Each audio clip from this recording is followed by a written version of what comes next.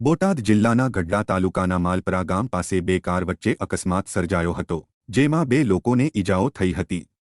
ગઢડાના માલપરા પાસે બે કારના અકસ્માતમાં અમરેલી નિવૃત્ત નાયબ મામલતદાર લલિતભાઈ જોશીની કાર બોટાદ તરફથી આવતી કાર સાથે અકસ્માત થતાં ઈજાગ્રસ્ત લલિતભાઈ જોશી અને ભાવનગરના ભાવુબેન મેરને ઈજાગ્રસ્ત હાલતે ગઢડાની હોસ્પિટલમાં ખસેડવામાં આવ્યા હતા અંગે ગઢડા હોસ્પિટલના મેડિકલ ઓફિસરે માહિતી આપી હતી।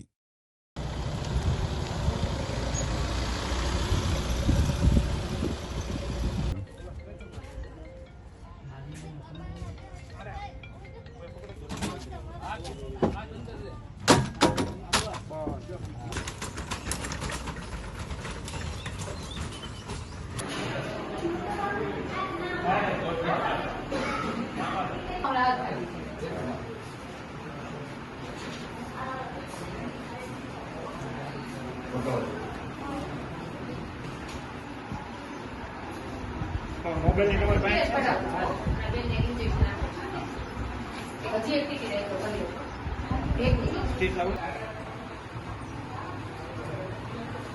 घेवरिया CHC Gadhada medical officer retired नायब मामलतदार अमरेली नलिन भाई जोशी नु मालपरानी बार अकस्मात थયેલ બે કાર વચ્ચે અકસ્માત થયેલ છે। સારવાર અર્થે CHC ગઢડા ખાતે 108 એમ્બ્યુલન્સમાં લાવેલ છે। અહીં સારવાર આપેલ છે। આગળ રિફર કરવાની કાંઈ જરૂર લાગેલ નથી। અત્યારે તબિયત સારી છે।